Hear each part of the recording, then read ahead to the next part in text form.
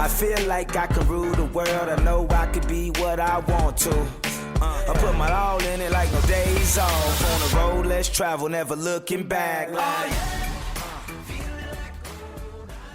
right, we live. Sean, what's up? We have absolutely zero topics on the document today, so I am very curious what's going to happen. Oh, you have one. I have one. Okay, but I am confident. I think we will freestyle well. So we have this little Facebook group that I think you set up, Sean, where it asks, or where like people of the podcast talk to one another, and I have a feeling there's a lot of just like spam in there. But Did you see? I asked people what they hate and what they love. Did you read it? I read a bunch of the comments. What did you take away from that? Guests are not as favorited as I thought, or as loved as I thought, which sucks because that requires zero work from us. No, there's work. You got to schedule the guest and think about what to say. I find these to be less work than the guests. And then other takeaways, I think riffing. Everyone says we have good dynamic. I already knew that. Anything else though? So here's one thing. And this happens anytime you ask your diehards. They're like, we just want more of you guys, the backstories and the real life stuff, which I don't think the casual listener, the casual is always the masses, right? I don't think the casual listener cares about us in that same way. They want like the ideas, they want the information in and out. And the people who are in this group who like answer questions like that, they're more hardcore fans. So there's always this danger of asking hardcore fans what they want because it'll take you into a more hardcore place. I have two little ideas that I could steal from our friend Chris that I think are worth talking about. So like I was saying, we didn't have too much written on our document today, but I think he surfaced two really interesting little stories about companies. So who did? This is Chris Bakke. He was on the podcast, maybe a month ago. Dope follow on Twitter. So if you want to go follow somebody, Chris J. Bakke, Bakke. So he tweeted two things out that I thought both were really interesting back to back. So the first one is a side hustle that's booming during COVID called Card My Yard. And I remember this because my neighbor right in front of me just did this for their daughter's 16th birthday. And basically it's these little like signs you put in your lawn. Like each letter is like has little. It's a letter like, let's say S with two metal rods as you shove it into your grass and you're trying to spell like happy birthday Sam, or like, you did it, you graduated, and you like get these things so that it's like this little pop-up sign in your front lawn. Card My Yard, so great name. Card My Yard. Founder started in 2014, began franchising a couple years ago. They have 200 franchisees, and so the franchisees, they make like a modest like $1,000 to $2,000 a month part-time doing this. And they said the first 6 months, he says the first 6 months of 2020 they did $8 million in gross sales, which is kind of amazing. And they're a franchise model, which is awesome. I love this little like micro franchise, which is great. So that was the first one. Thoughts on that? And I have another one. No, other than badass. Good job. Yeah. That's fantastic. And I wonder what other like sort of little micro franchises you could do here. The one that we had talked about way at the beginning of the podcast was the drone light shows one. I think that is still a amazing franchise if somebody could do it, which is basically drones instead of fireworks. Drones can do some pretty dope stuff. And if you basically found just local franchisees at all the different cities to service the like, they'll be the go-to vendor for their provider, and you basically give them a business in a box.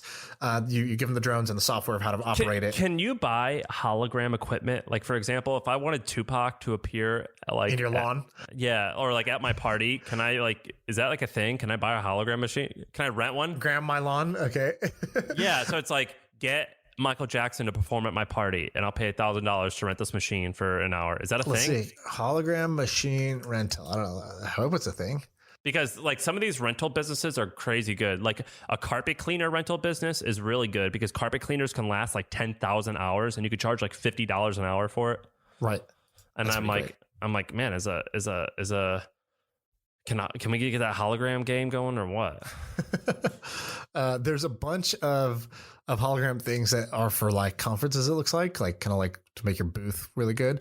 I don't know if there's like kind of like for my birthday party, have Michael Jackson there. That would be pretty great. But I like that idea.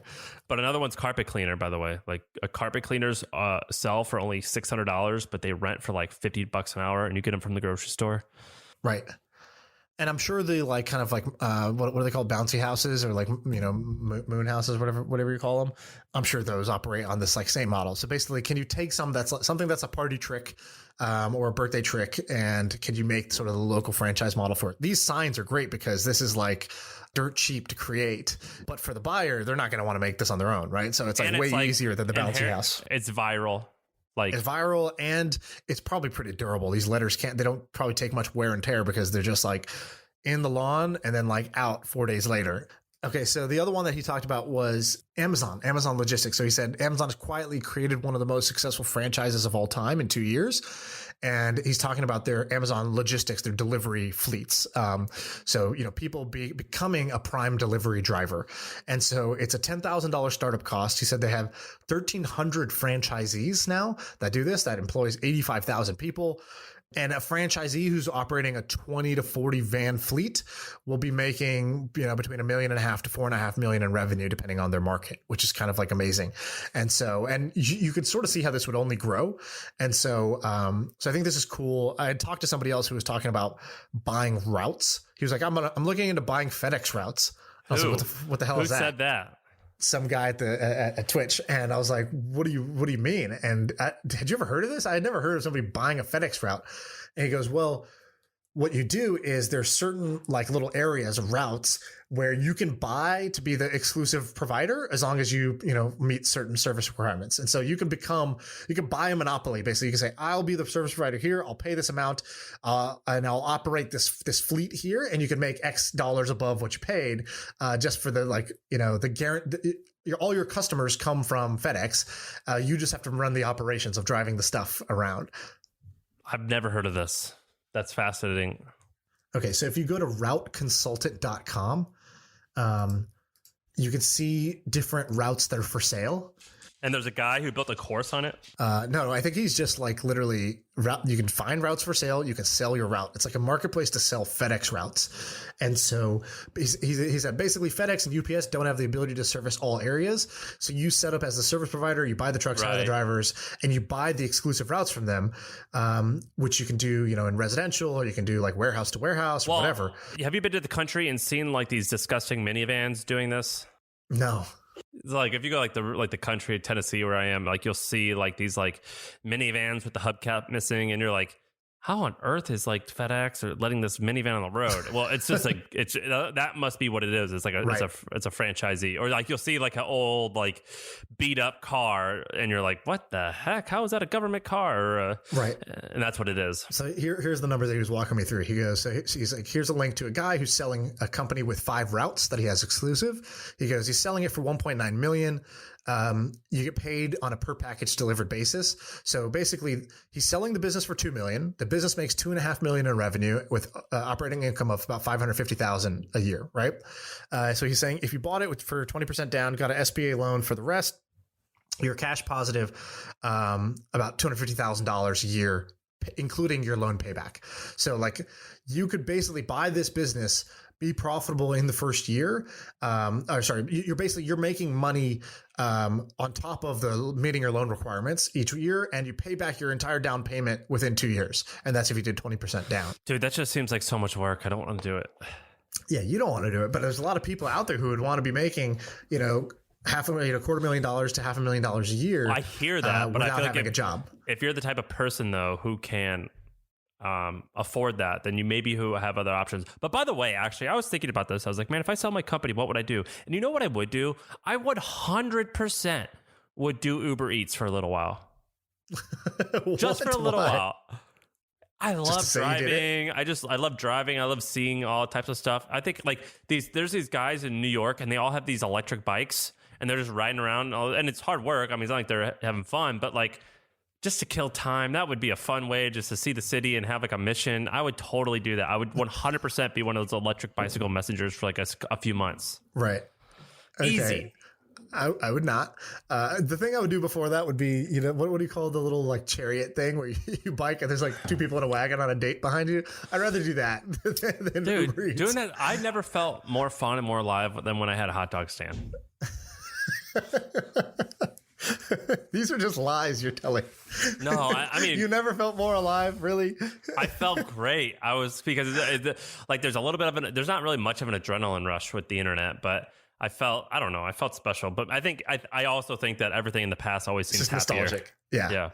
I was, what's the thing I was thinking about with the nostalgia stuff? I was telling you about the trading card thing that I was looking at. As I talked to a bunch of people in this space, it's crazy to me how much of this is just driven by people who used to collect cards, baseball cards when they were a kid. And now they're just like, some rich investment banker or like hedge fund guy. And it's like, okay, I have like all this money and I like, oh, baseball cards are worth something now. They're like a collectible now. I remember how fun this was. And there's like this nostalgia that's driving this insane industry. Same thing with Pokemon cards. Like it's a franchise that's really relevant to kids, but adults who have money still remember how it felt when they were a kid, and they're like 30 years old now, and they're just buying it up. It's happening with cars from the 1989 era to like the early 2000s. Like people are like people with money now from cars. Like for example, there's a new Bronco. There's a new Bronco. There's a new Wagoneer. Yeah, the new Bronco. That's a big deal. There's a new Wagoneer. There's a new Hummer. Just like it always is that. Right, there's an electric Hummer that's out now. Which, by the way, looks freaking awesome. I saw it because LeBron was posting about it, because LeBron, when he was, I think 15 or 16, famously showed up to high school one day with a Hummer, and everyone was like, oh, okay, like, LeBron comes from like, he's like dirt poor, like his single mom, no like electricity in the house type of thing. It's like, where'd you get this $70,000 Hummer from? It's like, oh, LeBron's not going to college. He has no amateur status anymore. He's definitely taking money because he's going to go pro. And so it's funny that now he's like, some old man of the NBA, and he's like excited about the electric Hummer. It looks badass. It goes 0 to 60 in 3 seconds, which is, if you're not a car enthusiast, that's like crazy fast. Do you want to hear, let me tell you a personal story. And people said they wanted to hear the story in the podcast, and I don't know if we should have her on, but can I tell you a story real quick? Yeah, please. So last year, my mother-in-law she's a Haitian immigrant. She came from Haiti at like 17 or 18, didn't speak English. She's pretty badass. Her and her husband, my father-in-law, started a business, great moving company, yada, yada, yada. Last year, she started listening to the podcasts, and she was like, I want to create an online store. And I was like, all right, I don't think you're going to do any of this, but I'll spend time talking with you. And so she wanted to drive me to the airport, because it would be a 2-hour drive to the airport. She goes, let me drive you to the airport and you tell me how to do it. And I told her how to do it. And I go, so there's this thing called a CPM, and that's like where you like do advertising, and then you have a click-through rate.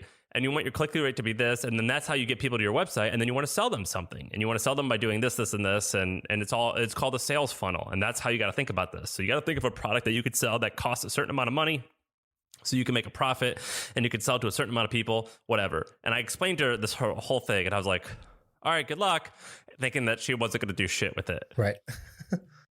She has a store now that's doing like 15 grand, 20 grand a month. Nice. And revenue. And I'm pretty proud of her, because I'm so used to people like, I'm not even going to waste my time talking to you. I know you're not going to do any of this.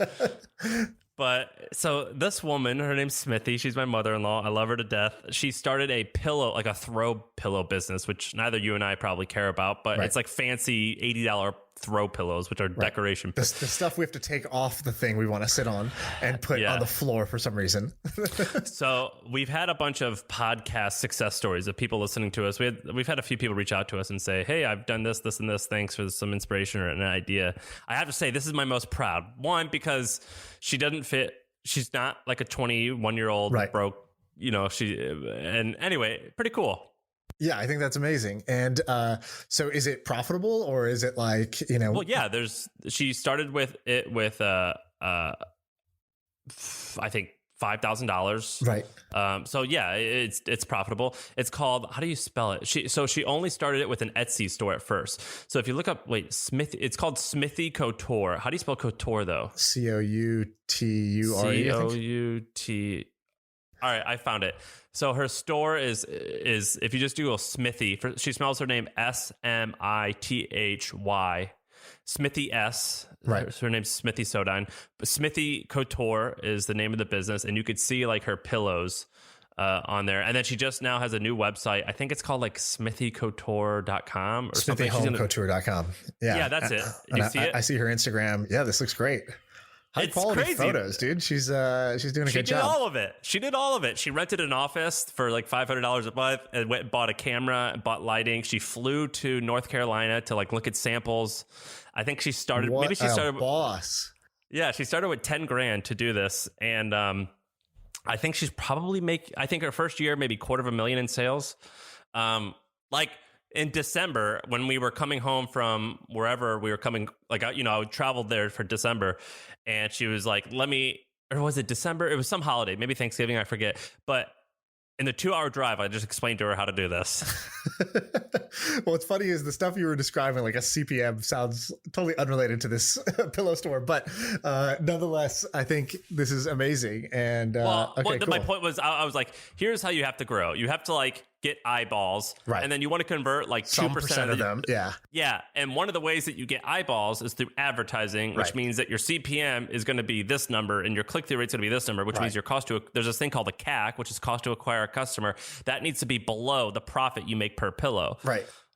And that's like how I explained it to her. And anyway, so now she's advertising, and that's how she got her sales.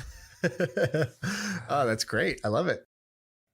Anyway, let me lead you to this next one. This one's a little bit more related to what we typically talk about. Have you heard of Visualize Value? I have heard of this. This is, what's his name? Jack Butcher. Yeah. So I went to Jack's house this week. Me and my wife, Sarah. I met Jack on Twitter. I went to his house on like Tuesday, and we got along so well that I went back to his house on Friday, and we hung out all day.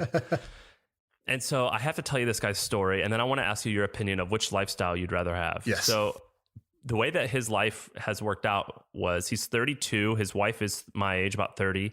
And he's a British immigrant, came here at 21 and worked a bunch of agency jobs and wasn't poor by any means, but like was just like a normal, just kind of scraping by ad agency type of guy.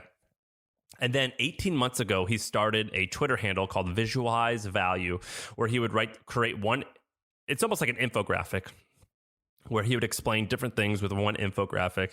And that got quite popular to the point of in 18 months, he got 100,000 followers on Twitter. Then he created a course that teaches people how to make these things. And in his 18th month, or in the trailing 12 months, 18 months into his journey, they'll do close to $1 million a year, or close to $1 million this year in revenue. Pretty amazing. And I went to his house, and we had family time where we like just talked about podcasts and life and dogs and whatever, but inevitably we did talk a little business, and he like showed me his setup and how he was doing it. What a fascinating lifestyle this guy built. It's crazy cool. And so what I want to know is, what do you think of that? And also, would you rather have that lifestyle where you have like a very steady, not passive, but 25 to 30 hour work week, which I have no idea actually how much he works, but it could be low? Or would you rather have like a different lifestyle where you work harder and swing for the fences? So I think about this a lot, and I don't view the distinction about the number of hours worked, right? So I don't have too much of an opinion on that.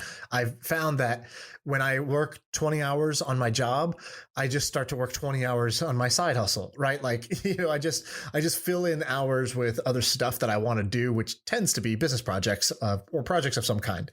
So I don't think that's the distinction, but I love the model of, I know this one thing really well. I can become a sort of authority in that niche.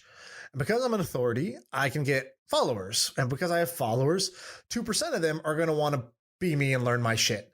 And I can charge those, that 2% of my 100,000, which is 2,000 people, I can charge them, $500 for this course, and I can make $1 million a year off of my audience. I'm not spending to advertise.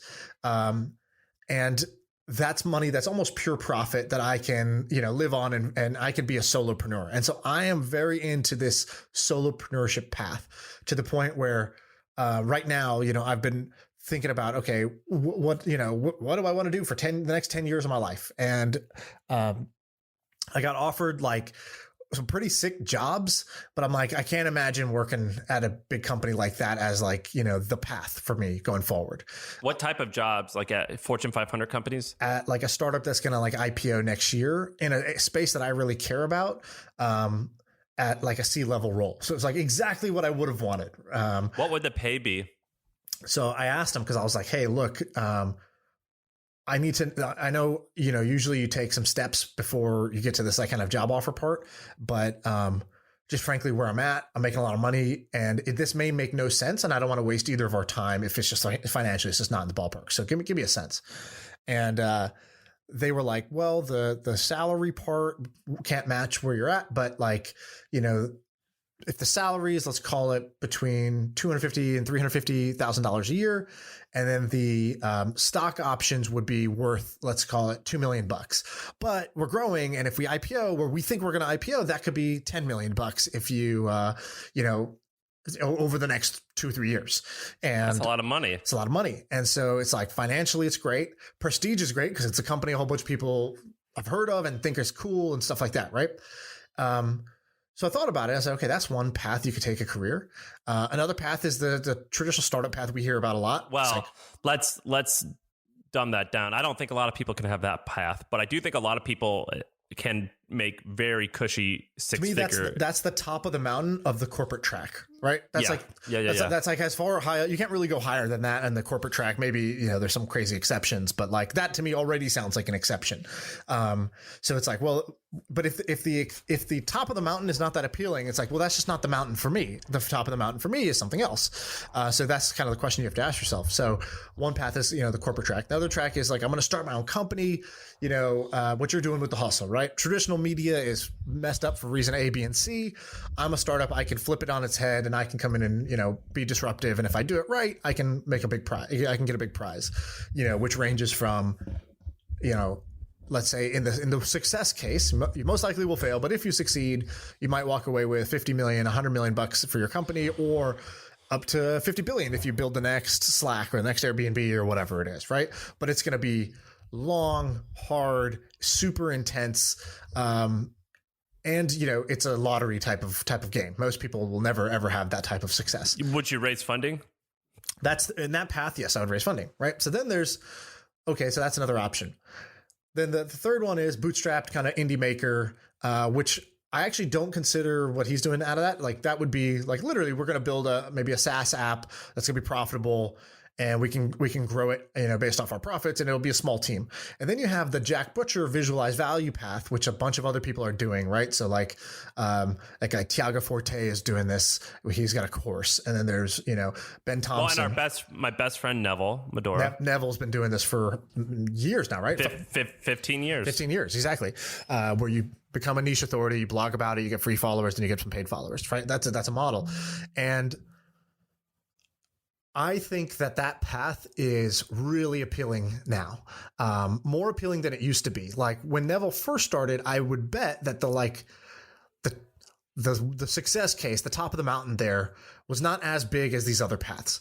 But now I think that the way that the tools work and how big this this market is getting on the internet and for paid education and stuff like that, I think these guys can clear somewhere between $500,000 to $4 million a year, just being themselves, just like talking about the thing they're into, that they're known for, and then sharing their wisdom with the world. And they don't have to deal with employees. They don't have to deal with investors. They can work 10 hours a week. They can work 100 hours a week. It's kind of up to them. They are a little bit of a dancing monkey on the stage, right? Because you are the product in many ways. But I think that path is pretty dope. What do you think? So that was a long way of answering your question of saying I think it's dope. So I think it's definitely awesome, obviously. But I actually think that we need to break it down a little bit differently, which is regardless if you raise funding or not. So like there's this mentality of I want to grow 2 or 3 times a year. I'm willing to work a shit ton, which all parties actually of all these examples definitely could do. If you want to have outsized success, you're going to end up working pretty hard. But like, I'm going to hire employees. So like, I don't actually think that it's fair. I don't like doing this like VC, not VC thing. I would say like, are you going to have a fair bit of head count? Right. Are you going to not optimize at first for a profit and you're going to try and 50% to 200% grow every single year?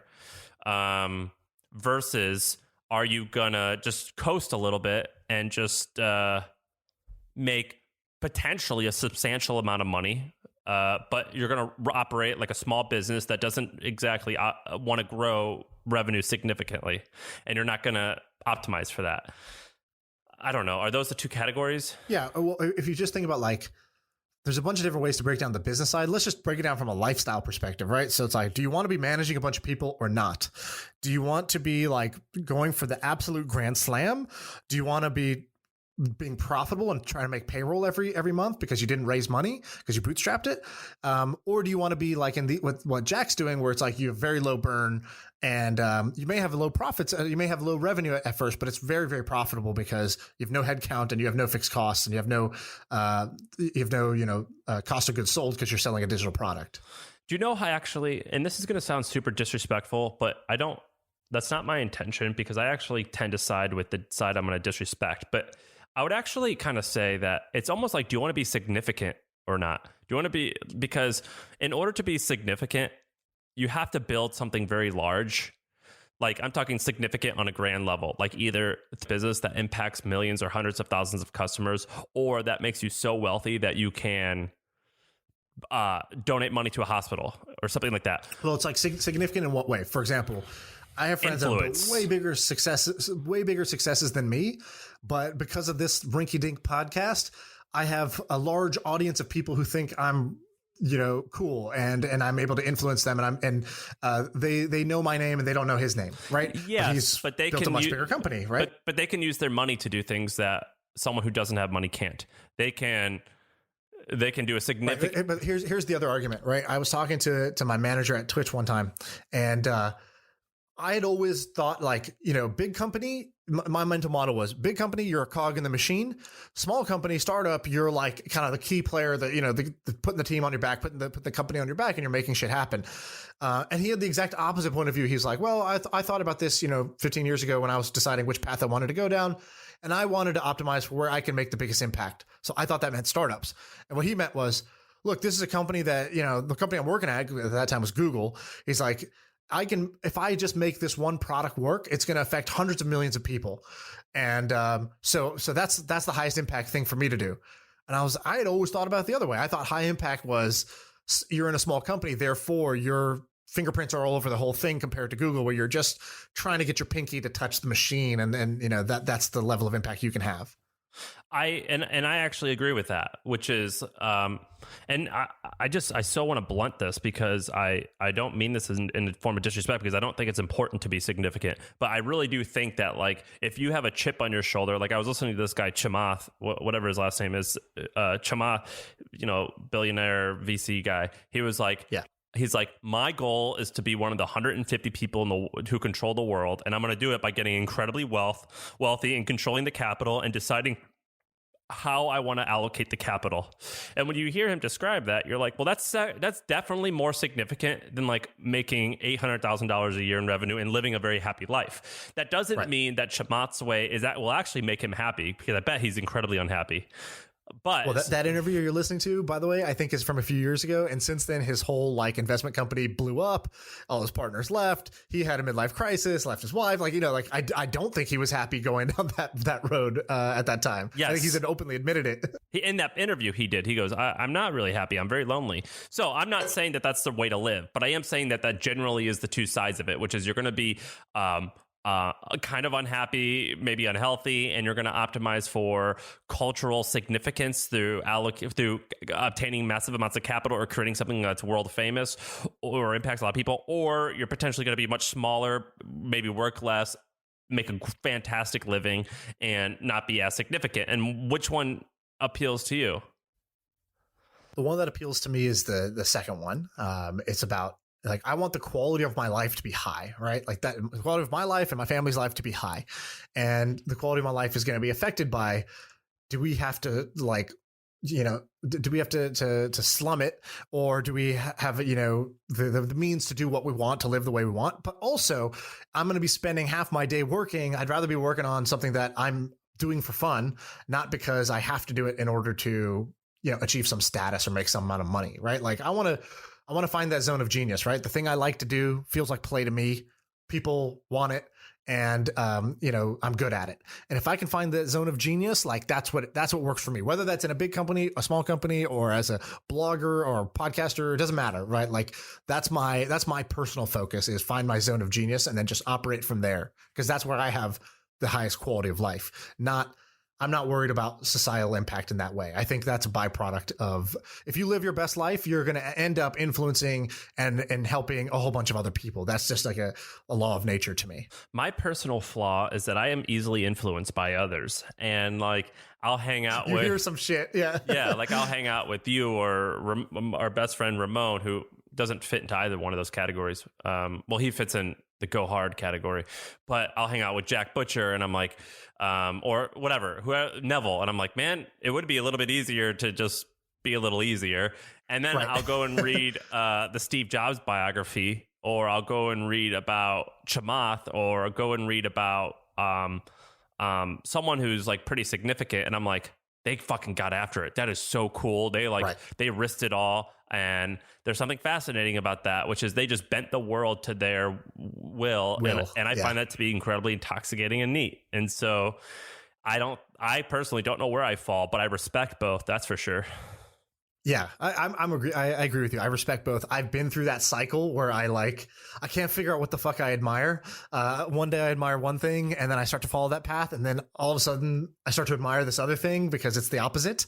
And now I've gotten to a point where I'm like, look, there's multiple ways to win. Here's what I know. I know what I don't want, right? So the thing I am absolutely sure I don't want to do is trade time for money. Right. So any sort of consulting, any sort of coaching, I know that that's a trap, and I'm never going to go down that path. So even if there's people who are happy down that path, I know I personally am not happy down that path. Okay, cool. That's one, right? I want assets, assets that accrue in value over time. I think what I admire right now, and I used to believe that the Elon Musk path is like, the gold standard. And now I sort of look at that as something that's a lot more fun to watch than to do. I don't think those guys are happy. I don't think they live a life that I would be happy living. And where you're, extreme amount of stress, extreme amount of busyness, not able to detach, not able to be learning, not able to be with your family as much, right? Like it's always,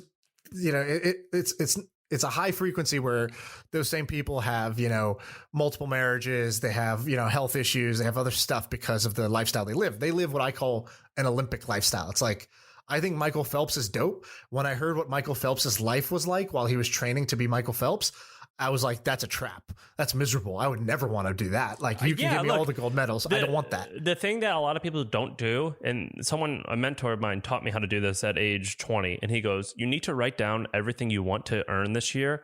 And then you also need to write down everything you're going to give up this year to get that. Like what costs are you going to pay? Right. And the trade-offs. And I think that's what a lot of people have to do. You're like, I want this. Like I want to win a gold medal. Therefore, I'm willing to be lonely. Right. Have you ever done it? Did you ever do that exercise? Yeah, I do it all the time. I was like, that. I mean, so what's an example of yours right now? What you want and what you gave up, or what you're willing to give up? Well, I don't see friends. Like on school nights, we call it school nights. Me and Sarah, it's like, no, it's a school night. We don't go out on school nights. Right. So like that, do you do that? Like, it's like Monday through Friday. Like I don't see anyone. I only see people Saturday and Sunday. It's a school night. So that's funny. Like that's something we do, which is, okay, I have an example for you with yours, right? You wanted more freedom. You gave up control as CEO of your company. Yeah, for sure. Right? You Yes. brought in a president and a CEO, whatever it is, right? And so I think that was a give and a get that you agreed to, that I think most people would not, but you consciously chose to do that. Yeah, and I actually do it right now. I'm trying to weigh a certain weight because I got a little chubby when I got sick, and so it's like, okay, I want to look good naked and weigh this weight. Therefore, I'm going to be hungry throughout the day. I will literally write that down. It's like, am I willing to be hungry? Right. Oh, God, what was I going to bring up to you? Oh, I do think that there is and I hate saying this because it's such a pussy thing to say, but there is a middle ground with this, in that, like, I do think that there are people who are immensely successful that actually do work pretty calm. So I don't know this guy well, but Tim Chen is the founder of NerdWallet. He's one of my investors, and I've hung out with him a bit. And it was hard at first when he started the company, but once it got going, if you pick the right business model, you can grow and be huge and be influential and impactful, and also not kill yourself once the ball gets rolling. That is possible. Yeah, I bet you the Twitch guys had that happen with them. Yeah, I think, like, for example, from what I can see right now, I think, they live a pretty healthy, balanced life. They have the time that they would want to do what they would want. But I know that there was a number of years where that was not the case, right? And so I think Paul Graham had this thing he said once, which is like, startups is basically a trade you make where you say, I'm going to compress a 40-year career into the next 4. So I'm willing to work insanely hard and, do my absolute best for the next 4 years to try to get the value of a 40-year full career during that time. And I think that was a good way of putting it. Let me tell you this other thing that I saw that you were just talking about money for a second ago. So there's a subreddit that I like, and I don't like telling people I read it because it's quite embarrassing, but it's called Fat Fire. Do you know what Fat Fire is? Yeah, we've talked about it a couple of times, but go ahead. Okay, so explain it for people who don't know. There's a lean fire, which is you try to cut your expenses as low as you possibly can, and then you try to And FIRE stands for financially independent, retire early, I think. Yes. So it's like if you could save up $100,000, you can effectively live off of $7,000 a year in interest or like in some type of investments. And so It's like, all right, let's see how high I can get that while seeing how low. So it's like, all right, I'm only spending $2,000 a month right now in expenses. Therefore, I only need $24,000 or about $250,000 in savings, and I'm fired. That's what they call it. And then there's Fat Fire, which is people who want to do that, but they want to do it where they are rich. And so they want like 10 or 20 million. And so, but it's a really cool subreddit where everyone discusses different ideas. And there's this one subreddit that said, "Dear everyone who has fat fired, for a rich family of 4, how much do you spend a year or a month in expenses?" And I was actually shocked by how low it was. And so there's like a guy who has $50 million, and he was like, we spend around $400,000 in living expenses, and we live in a high cost of living city. And I was like, that's actually not that much. Right. How much is 400 divided by 12? $33,000 a month. Okay, so $33,000 a month in living expenses is it is a lot for sure, but it's not like obscenely high if you are very wealthy. And I'm like, that's actually not that challenging. What do you think would be your monthly burn if you could live how you want? And yeah. Right. So I did this. So I basically said, and people have argued with me that this is not the right way to think about it. Smart people. So maybe I have this like totally wrong. But basically I said that I would need, initially I wrote, I need $8 million to work for me. $8 million, that is capital I have invested where my money is earning me money. And I said, okay, cool. If I had $8 million that was working for me and I was getting, 5% a year of capital increase there, that's about $400,000 a year, net gain in asset value. And 400,000 is what I put as, so I think that guy said 400,000. I also had put down 400,000 as what I thought it would cost me to live every year, which is basically like, live lavishly live in the way that like whatever's lavish to me today. Now, maybe you escalate shit over time. You start buying tigers and shit for your house, but like, without going crazy, it's basically like live in the type of house that I want, travel as much as we kind of like to travel, and not really think about, buying stuff and whatnot on a day-to-day basis. We're kind of heavy consumers. We're not like Marie Kondo minimalist. Right. Don't consume anything. If you're spending $400,000 a year though, you're definitely not in the middle. You're on the upper. Like right now I spend half that, right? So right now I spend $200,000. That's my current life burn rate, is I spend $200,000 a year. And so I basically factored in, okay, what if I spent double what I spend today? How much money would I need so that I could spend that amount and my total assets are going up, not down, right? It's what's my sort of break even. But why point. Was that wrong? Because they said, I imagine they said, okay, you're going to do that for a year and then you're going to go and earn more income by working.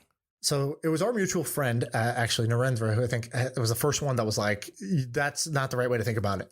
And he's got a lot more money and he's older than me. So I was like, okay, I should take it. I should not totally blow this person off when they tell me that.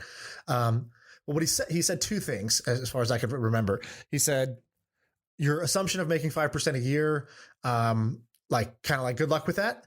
And I don't know why he said that. Like, that seems like a pretty conservative estimate to me, that it would compound at 5% a year. But for whatever reason, he said no. Maybe he was factoring in taxes or something. I don't know. And then the second thing was, he's like, you're when you get rich like in this way, your expenses will inflate over time. And so like, you're not factoring in that your lifestyle will inflate faster than you think it will today. Which is interesting. So that was his argument. Because that guy, Narendra, he's one of my great friends and I love him. He's a little hippy dippy. Like, he's not materialistic. Money focused. Yeah, he's not materialistic. And yet he's telling you that. Right. And maybe I misunderstood his argument. It was a quick DM. It wasn't something that we had like some long conversation about. But yeah, I've always had this number. Initially it was 6 million, and then I bumped it to 8 million. And because I was like, I had it 6 million at 7% a year, and then I changed it to 8 million at 5% a year. But that's my like financial freedom number, is the 8 million in the bank. That's the not in the bank, but 8 million that's put to work. And that's the financial freedom number for me. That's interesting. Well, if you like this stuff, that subreddit's kind of cool. I do think that going on that stuff can be kind of toxic because you compare yourself to one another, and it doesn't matter if you're on the low end or the high end.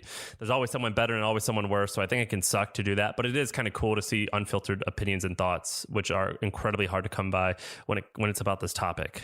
Yeah. Also, just like a mini rant. I feel like people, it's so fucking in vogue to be the guy or girl who's like anti-money, where it's like money, you know, like, oh, it's too focused on money. Money doesn't matter.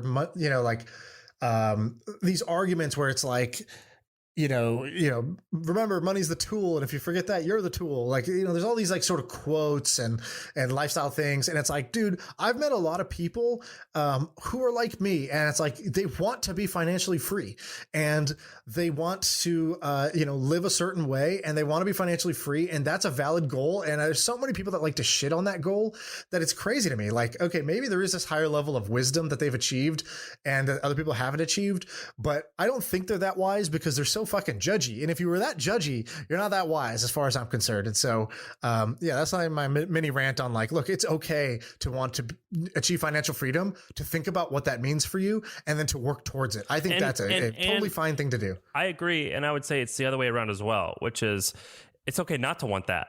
And yes, exactly. And I agree with you. And I would also say, like I was talking to Jack, I was like, yeah, man, you could build this and then turn it into this, and you hire all these people. And then I was like, but wait a minute, like, but also like, if you don't want to be, if that won't make you happy, I would say don't do that, because that sounds like you're pretty pumped and happy right now. So maybe just do what you're doing. I think it's like far too often do people, yeah, I agree with you, where they like hate on someone because they're getting after it and they are trying to become big and they're killing themselves to do it. But they're like, yeah, but this is just what I want. So it's like, all right, sounds good. And then also, like, for example, I used to do this with my wife where I was like, you need to quit your own job, do this, this, and this. And she was like, I like my job. And I was like, oh, well, okay, sounds good. Trump card, right? Yeah. I enjoy this. She's like, I like my job. I make a lot of money. I'm happy. I feel good. And I go, you're right. Don't start a company. What the hell am I saying? You know, don't do that. Sounds good. So I do think it goes both ways. I went to, I got invited back to my college to speak one time.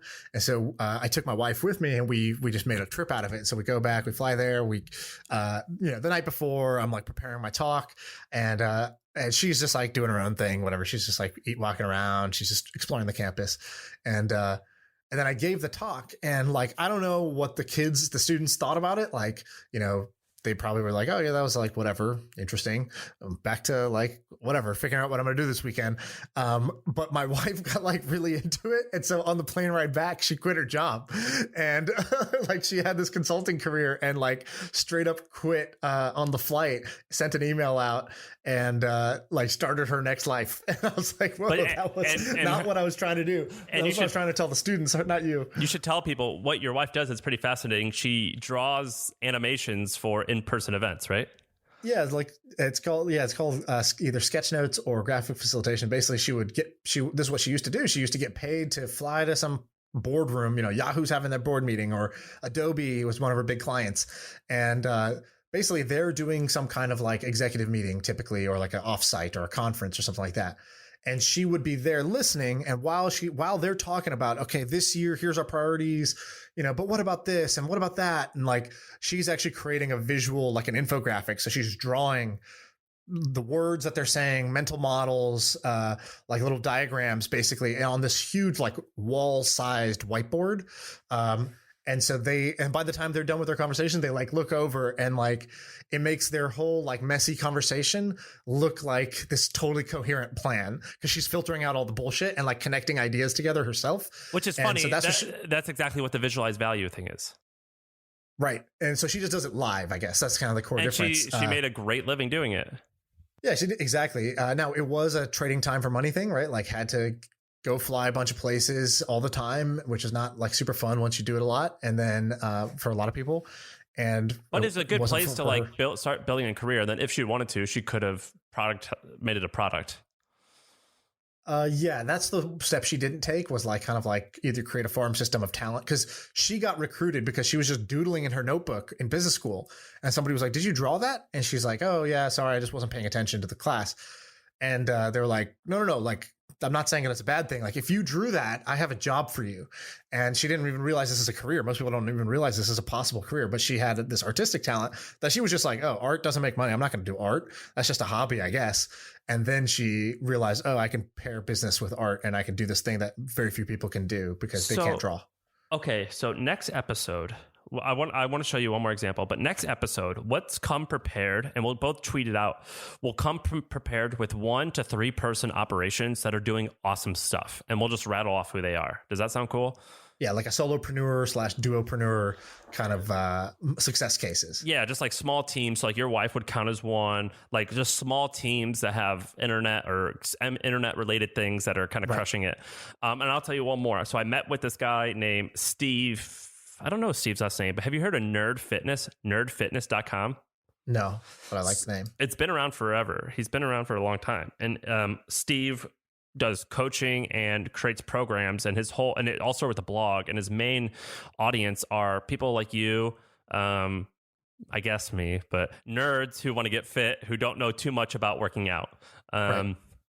And it's called Nerd Fitness. So he's like, we help people. Basically, his whole shtick, and he calls them nerds, but it's people who are just not well versed with gym equipment and don't want to go to the gym and squat because they think they're going to look silly. He teaches you how to squat, so when you go to the gym, you can look like you know what you're doing. Actually do it and feel comfortable. And it's pretty cool. And I have no idea how big his business is. I bet it makes $3 or $4 million a year. But I went to his house yesterday, and I've loved meeting these types of people. It's been so fascinating to learn how different groups of people are building companies. And tell people how you're doing this, because I think what you're doing is really smart, and most people don't do this. So you decided to go on tour just for a lifestyle decision of like, I want to go live in different places. But you are actually meeting a bunch of cool people in every single city. And what is this? Is this I tweet out when I go to a place, or I put on Facebook like, hey, I'm in Detroit, who's here? Something like that? Yeah. So I just tweet out like I'm currently staying in Cobble Heights or Cobble Hill, Brooklyn. One time I accidentally tweeted out my address, and I got it was kind of cool. I got mail, but I didn't. It could have been weird. Didn't want mail. But I'll be like, hey, I'm going to be in Nashville from this date to this date. Holler, and I just will get DMs. And if it's like a friend of a friend or someone in my circle, then I'll go and meet up with them. So I met up with this guy named Nick Gray, who had this business called Museum Hack. He is friends of friends with Neville. And then Nick introduced me to Steve, the guy of Nerd Fitness. And then Jack Butcher tweeted at me, and that's how I've been meeting everyone. And so when I'm in Austin, I'm sure I'm going to be quite busy. And then I met like this guy named Sweaty Startup. You know him? Yep. He's in Athens, Georgia. So I'm going to go to Athens, Georgia, and I'll say hi to him. It's been awesome. Yeah, I think it's amazing what you're doing. And most people would try this, but like nobody's going to respond to the tweet so there is this precursor you have to do. It's like, be an interesting person who does interesting things yourself, because then people will want to meet with you. And second is like build up an audience. Like we did this, we built up an audience. We asked for nothing in return. We spent time every single week doing this for like a year now. And, it's amazing the value that we've been able to, it's more valuable than I realized. And we're small still. If we were big, I can't even imagine how easy it is for people who are big to get shit done. I think, well, first of all, let me say that I did this in 2014 after the first HustleCon, and I definitely had I had like 2,000 Facebook friends, a lot of them like startup-y, businessy type folk. And I traveled on my motorcycle for 8 weeks around the country, and I met up with a lot of people. So your audience doesn't need to be that big. But I will say, I think we're definitely not like a big podcast, but I think that we're like maybe top 50. Yeah, we're definitely top 100, maybe top 50 sometimes. Yes, we're not small, but we're not like, there's famous people and then there's like nobodies, and we're somewhere in between. And I guess closer to the nobodies, but yeah. Yeah, exactly. But my point is, like, if it works even when we're at this scale, like I can't even imagine how well it'll work as we get bigger. Like it's crazy how many advantages there are to just having a kind of an audience of people. So and then I really what's even encourage people to crazier do this. is like, imagine if you're Joe Rogan and it's like he's like, yeah, dude, my buddy had COVID in Nashville, and he's like, who's your buddy? He's like, well, like Sturgill Simpson, this famous singer, or he's like, yeah, my buddy wrote a book on that. Oh, you mean Malcolm Gladwell? Right. You like he like, or like yeah, you know, I met with this guy, he's got this car company. He and he's cool about it. But that's what you call too famous. Actually, you're too famous, and then you're constantly trying to downplay other, the shit that's happening in your life, as well as like you can't actually function anymore because people just keep mobbing you. Yes, that's when that's you what overshoot. I'm saying. Like so I just don't. We're not famous at all, but I get a ton of messages. I just don't reply to any of them. Imagine if you're like Joe Rogan and you say like, I have a cold today, and then you'll get 3,000 messages saying, "Have you tried Flonase? Have you tried this? Have you tried this?" Right. My friend's the best doctor in the world at the. So I have this guy now who works with me, and he's like my right hand man. And I gave him access to everything. I was like, "Here's my DMs. Like, you can read all those if you want. Like, just reply." I was like, because there's a lot of shit I just don't reply to, because we would find he would mention something that's like blowing up. I'd be like, oh, I think I've talked to the founder. I messaged him a while back. I don't know what happened. And then we'll go back, we'll find it. And it's basically 9 times out of 10, it's me saying, hey, this thing's dope. And they're like, wow, thanks. I didn't know, nobody knows about this yet. And I'm like, yeah, we'd love to talk, we'd love to invest in this or talk to you about it. And they're like, cool, here's my email. Let's find a time. And then I don't follow up. Yeah. And then I never reply. And then like, it's 4 years later. And I'm like, hey, congrats on that, $100 million round you just raised. Like, that's the next message that comes through. What was that company, by the way? Well, like Airtable was one of them, but there's two others that the same thing just happened. And so which ones? I told him, I was like, you have free reign. I was like, there is a lot of value in it, just like not being a total dipshit that I am, and like actually just reply to these people. And he's like, dude, we could just turbocharge your network so easily if we do this. And so I encourage you to actually do this. This has been a kind of a game changer for me, because I think you're probably like me. You might be a little bit better about it, but you're probably like me, that there's a lot of value on the table. No, like these guys just DM'd me and they're like, we do 120 million revenue, 40 million in profit. Can we come on the podcast? And I was like, I think I said I was going to talk to you about it. Right. But I would have forgotten about it had I not just brought I'm it always up. like, oh, sounds great. And, yeah, that's what I say. That's the last you'll hear from me. Yeah, I'll just say badass, and then I just I gotta go and answer an email. What was the 2 companies that you're referring to? Can you say? I don't even remember off the top of my head, but I just know that this has happened 3 times to us in the last 3 weeks. And so he was like, dude, can I just reply to all these so that this doesn't happen again? Like, that's 3 times we found this exact same thing. Let's do something about this. And I was like, yes, please do. I want to show you something really quick now that we're talking about this, because last time we had a podcast called Jobs That We Wish We Could Have, Jobs That We Almost Had, but like got fired from or something like that, or didn't get the job. So when I went and looked at my stuff, my notes from 2012. In 2012, what I did was I created a Google form and I put a heading for company name, company URL, job title, job listing, hiring manager, and then I would email them and I would track the notes. Sent. Yeah. Yeah. Let me show you some of the ones that I found my thing. Oh, this is amazing. Okay, all right. Can I just read these off that I'm seeing? All right, so Sampar Prospects. Okay, so company name, Uber. And this is 2012. July 2012. So not totally small. Hiring manager, Ryan Graves, who's the CEO of Uber at the time, or maybe had moved to president. No, he wasn't. I don't think he was. So look, Launcher, whatever, the community manager. Launcher was like the city launcher thing. Sales manager, sales rock star. So Zozy, I don't know what that is. Did that company and then look at this it? one. Oh yeah, Airbnb, exactly. Airbnb 2012. This is so funny. I want to look up sales manager. Who these people are. Like, did they get like crazy rich now? They're all on sabbatical, dude. That's right. They're all taking a 3-year gap year where they're going to go read about mindfulness. Okay, but here's where it doesn't get good. So Zozy, is this around anymore? I've never heard of that company. So what do they do? not. I don't even. Let's Is it around? It's a watch company. Okay. Oh, watch. so no, it's not around. Did not win. Okay. Did not Trotting. win. Nope. Did Trip Trotting win? Dude, this is so funny. So your next one there is Zimride, which became Lyft. You became Lyft. Is that crazy? pre the name change to Lyft. Okay, wow, that's good. Account manager. That's all it was account manager. No, university account manager, even better. God, I could have had that. Zero Cater. I don't think they panned out exactly, but they had a good run. And then that's it. Oh, and then Cater to Me, a different catering company. Oh, there's more. EF Tours, that didn't pan out. Nixon, Red Bull, that's every company ever that you do. Or, I mean, that everyone applies at Red Bull. So here's what's crazy. That's 8 years ago. That's not like 8 years is not that long. So I remember the president back then. So projecting forward 8 years, imagine what your life today is going to look like in comparison to 8 years forward. How exciting is that? Because like back then you would have been pumped to get this university account manager job at Zimride.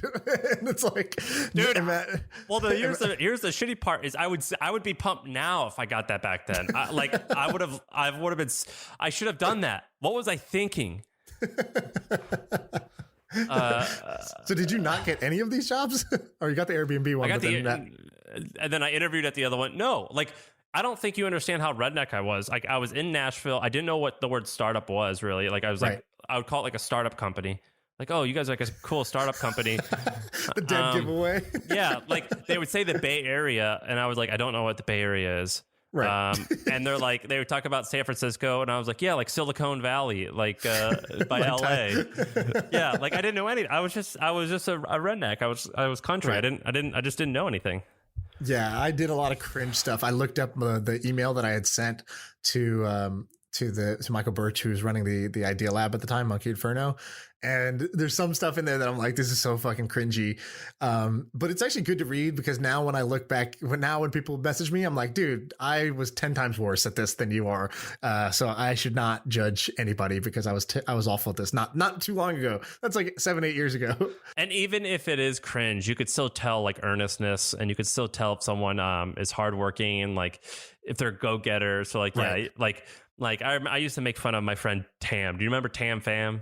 Yes. This guy Tam Pham was an intern at my company at like 19, and I would kind of bully him around because I would treat him like a little brother because I was only 23, he was 19, and I would treat him like a little brother. I'm like, shut up, Tam, like, you nerd. Like, I would tease him, but looking back, I'm like, that guy, he was like the most like eager, dorky guy ever. Yeah, he was a go-getter. Yeah, he was just like Butters on South Park.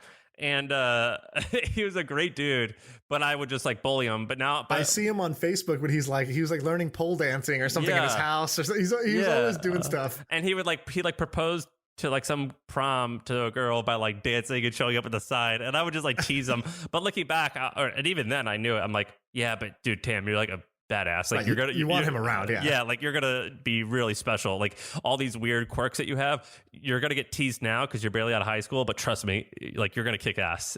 Trust me, like keep it going. Right, I'm gonna keep making fun of you, but you keep doing what you're doing. Right, like and when I make fun of you, I'm not trying to be mean. I'm just trying to like include you in part of the joke. But you're gonna be badass, and I think people can tell that right really easily. Yeah, that's that's really funny. Can we do 2 minutes on Khabib for the like 1% of the audience that cared about Khabib? Fucking awesome. So awesome. So where'd you watch it? Just at home? Just at home. Yeah. So the background for anyone listening, Khabib, his name's Khabib Nurmagomedov. What is it? So I learned it. So it's actually Habib, not Khabib. I know. Even though it's a K. And then it's, Nurmagomedov is like the way we say it, but there's actually like 3 silent letters in there that you're not supposed to say. I don't know which ones. He's like a stoic MMA guy. He's very Muslim, so he's like always says like, al shalom or some type of praise be to whoever, and he doesn't bring his wife or his kids around. He doesn't drink, he doesn't smoke, he doesn't cuss. He's very calm, very stoic, but he'll say very in a Russian accent, he goes, I'm going to bring you on the ground and maul you. Like, Right. that's what he says. Yeah, I'm gonna smash this guy. I'm going to smash this guy is what he says. I'm gonna give him good smash. So he's from Dagestan, which is a place I literally never heard of till I heard of Khabib. And then It's like Afghanistan and Russia. If you ever look at photos, it looks like it kind of looks like it looks like the Middle East, but it's technically Russia, and it's all Muslim. So the thing that's interesting, so it's not about what happened in the match, right? There's like an interesting match, but this guy is just like a remarkable character that I think you could like pull a lot from. He's just a character to hear about. So guy from Dagestan, which is a mountain town in Russia. That's like not like the Russian people don't like Dagestanis, so they're like this like outcast group of people. Just like a hard group of people that live there because Like they live a very hard life. and this isn't like condescending. It's the truth. If you Google his town and his house, like a stone home with not much electricity. And so his dad is was one of the greatest like martial arts coaches ever, basically, it turns out. But at the time, like Khabib was a little kid, and there's these videos on YouTube of him wrestling a bear. A baby bear. A baby bear. So he's a kid. He's probably like, I don't know, 6 or 7 or something like that, 8 maybe. And he's literally, his dad has him actually wrestling against a baby bear as They're like the fun same or training. size. Yeah. They're like the same size. It's insane. And so this guy from a young age trained wrestling in this like in the mountains of Dagestan. So he joins the UFC. He ends up now. So he retired after this match that just happened over the weekend. So he's completely undefeated, or as he says, undisputed, undefeated UFC lightweight champion, greatest of all time. And 29-0. 29-0, never really lost a round. They gave one round to Conor McGregor, but like he dominated pretty much every minute he was in the UFC. He dominated his opponent and he fought everybody, and so that was kind of crazy. So he. And then, like Sam said, he's like kind of a devout Muslim guy. What's interesting is he got super popular. So he has 23 million followers on Instagram. He has more followers than Floyd Mayweather.